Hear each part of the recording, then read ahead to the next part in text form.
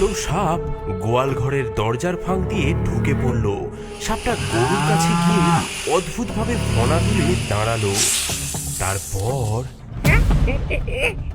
কি হচ্ছে? সাপটি পরিণত হলো একটা নাগিনীতে। পাকানো চুল, শীর্ণকায়, চোখ দুটো জল জল করছে। ওগো মা, তোমার দুধ একটু দাও না, আমার বাচ্চা যে খুব অসুস্থ, ও তোমার দুধ ছাড়া বাঁচবে না মা।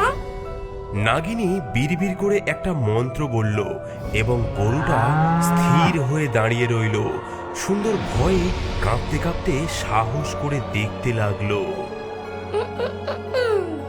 এই নাও, আজ একটু বেশি দেবে তো, কাল খুব কম পেয়েছিলাম। ধন্যবাদ।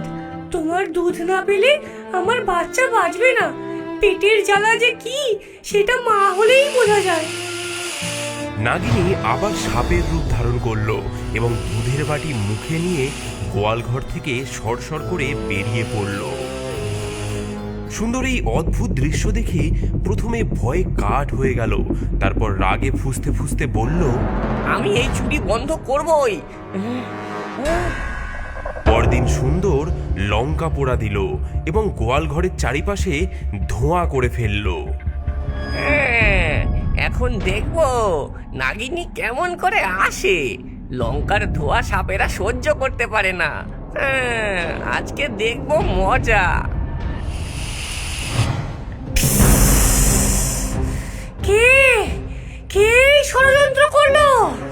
মায়া, মায়া, এই ধোঁয়ার সামনে যে আমি আসতে পারছি না, আমার বাচ্চার দুধ আমি কিভাবে সংগ্রহ করব?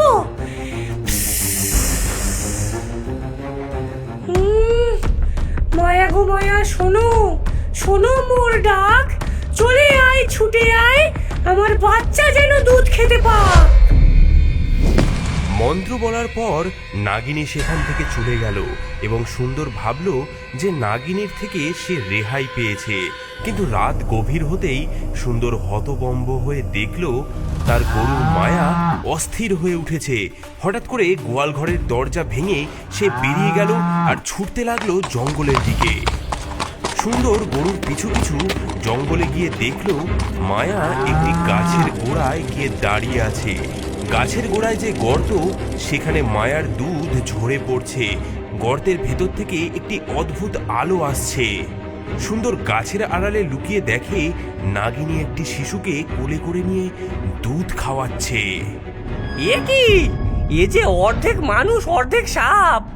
এর গায়ের ত্বক সাপের মতো চকচকে। খাও বাবা, খাও, এই দুধে তুমি বড় হবে, শক্তিশালী হবে। খাও বাবা। কে কে ওখানে? ভয় পাবেন না, আমি সুন্দর, এই গাভীর মালিক। তুমি সেই মানুষ যে আমার বাচ্চার খাবার বন্ধ করে দিয়েছো লঙ্কার ধোঁয়া দিয়ে? হ্যাঁ আমি, কিন্তু আমি জানতাম না যে আপনি এই শিশুকে খাওয়াচ্ছেন। এই বাচ্চাটিও তো বাঁচতে চায়। আমার গাভী প্রচুর দুধ দেয়, একটু নিলে আমার কি বা যাবে আসবে। আপনি আর চুরি করবেন না, আমি নিজেই আপনাকে দুধ দিয়ে যাব। তুমি আমাকে দুধ দেবে? তুমি জানো না আমি কে? আপনি একজন মা যে তার সন্তানকে বাঁচাতে চান। এর চেয়ে বড় পরিচয় আর কি হতে পারে? পরদিন থেকে সুন্দর একটি বড় বাটি নিয়ে গাছের গোড়ায় যেতে লাগলো। সেখানে সে বাটি ভর্তি দুধ রেখে আসতো। 4 দিন পর যখন সে আবার গেল, দেখলো নাগিনী তার অপেক্ষায় দাঁড়িয়ে আছে। তুমি কেন আমাকে দুধ দিচ্ছ? তোমার কি কোনো স্বার্থ আছে? দয়া করাই মানুষের ধর্ম। আমার গাভীর দুধে আপনার শিশু বেঁচে থাকবে, এটাই আমার পুরস্কার। অদ্ভুত, তোমার মতো মানুষ আমি আগে দেখিনি। আমার বাচ্চা খুব দুর্বল, বিশেষ যত্নের প্রয়োজন। এভাবেই দিন যেতে লাগলো। সুন্দর প্রতিদিন দুধ দিতে লাগলো আর নাগিনী ও তার বাচ্চা পুষ্ট হতে লাগলো। একদিন, সুন্দর, তুমি আমার উপকার করেছো, আমিও তোমার উপকার করব। এই নাও এই পাথর, এটি তোমার গাভীর বাটে একবার ছুঁয়ে দিলে তার দুধ আগের চেয়েও মিষ্টি হবে আর তার দুধ দ্বিগুণ বেশি হবে। সুন্দর পাথরটি নিয়ে বাড়ি ফিরল। মায়ার বাটে পাথর ছোঁয়াতেই অদ্ভুত ঘটনা ঘটল। মায়ার দুধ হয়ে গেল আগের চেয়েও দ্বিগুণ এবং অনেক বেশি মিষ্টি। গ্রামের সবাই সুন্দরের দুধ কিনতে লাগলো। সুন্দর আরো গাভী কিনলো। ধীরে ধীরে সে গ্রামের সবচেয়ে ধনী গোয়ালা হয়ে উঠল। এদিকে গ্রামে আরেকজন গোয়ালা ছিল, মন্দর। তারও ছিল কয়েকটি গাভী, কিন্তু তার দুধ সুন্দরের মতো মিষ্টি ছিল না। সুন্দরের ব্যবসা বাড়ার সাথে সাথে মন্দরের ব্যবসা কমতে লাগলো। লোকে এখন শুধু সুন্দরেরই দুধ চায়। এই সুন্দর এখন গ্রামের সেরা গোয়ালা। দূর দূর দূর, আমি থাকতে তা হতে দেব না। কি করে হঠাৎ ওর দুধ এত মিষ্টি হলো? কিছু একটা তো ভেজাল আছে ওর মধ্যে। কেমন ফিটপাট জামা কাপড় পরে সেজেছে দেখো। দেখাচ্ছি তোমাকে মজা। এদিকে হিংসায় আমার বুক ফেটে যাচ্ছে। সেদিন সন্ধ্যায় মন্দর সুন্দরকে অনুসরণ করলো। সে দেখল সুন্দর একটি বড় কলসি নিয়ে জঙ্গলের দিকে যাচ্ছে। মন্দর লুকিয়ে লুকিয়ে তার পিছনে গেল। সে দেখল সুন্দর বট গাছের গোড়ায় কলসি রাখলো, আর সেখান থেকে বেরিয়ে এলো একটি নাগিনী। হ্যাঁ, এ কি সাপ মানুষ নাগিনী? সুন্দর নাগিনীর সাথে বন্ধুত্ব করেছে। এবার বুঝলাম ওর সফলতার রহস্য। ধন্যবাদ সুন্দর, তোমার দুধে আমার বাচ্চা এখন সুস্থ হয়ে উঠেছে। এটাই তো মানবতা। তোমার আশীর্বাদে আমার সব কিছু ভালো যাচ্ছে গো। তাই তো, এই জাদুকরি সাপের আশীর্বাদে সুন্দর এত ধনী হয়েছে। এবার এই আশীর্বাদ আমি নেব। হ্যাঁ। তুমি নাগিনীর আশীর্বাদ চাও? হ্যাঁ, কে কে ওখানে? আমি ভৈরব, এই জঙ্গলের ওঝা। আমি জানি তুমি কি চাও। তুমি তুমি কি করে জানলে? আমি সব জানি। আমি তোমাকে সাহায্য করতে পারি সুন্দরকে ধ্বংস করতে আর নাগিনীর শক্তি পেতে। কিভাবে কিভাবে বলুন আমাকে। আমি যা দাম তাই দিতে রাজি আছি। তাহলে তাহলে শোনো আমার ষড়যন্ত্র।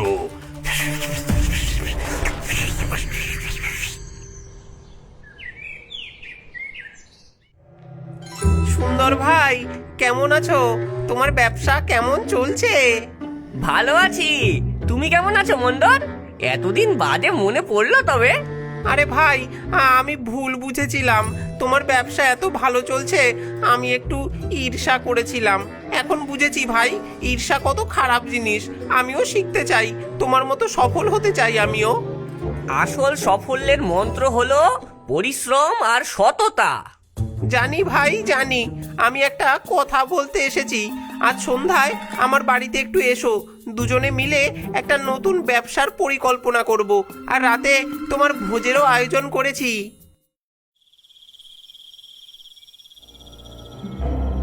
সেই রাতে সুন্দর মন্দরের বাড়ি গেল।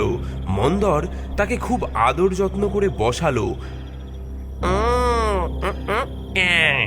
এইবারই তো মজা হবে।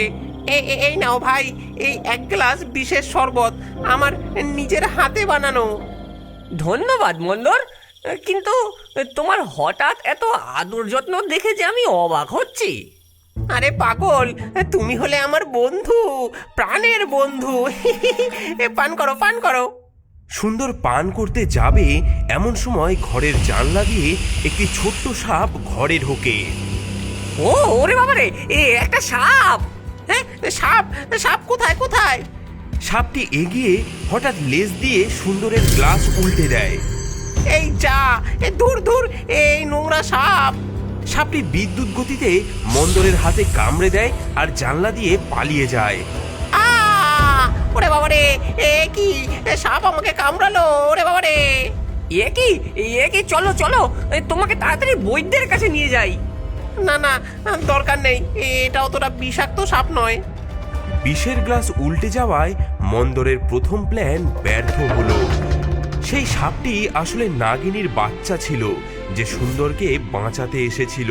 সে সব দেখেছিল, শুনেছিল, আর নাগিনীকে সব খবর দিয়েছিল।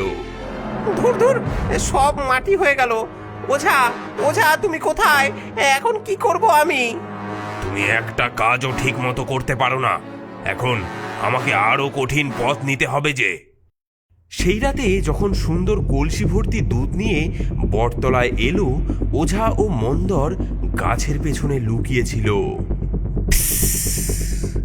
সুন্দর চলে গেল, কিন্তু আমি অন্য গন্ধ পাচ্ছি। কেউ যেন লুকিয়ে আছে মনে হচ্ছে। ফিং ফিং ফাং, নাগিনী বসমান, হি হা। বাচ্চা বাচ্চা পালা, এই ওঝা আমাদের ধরতে এসেছে।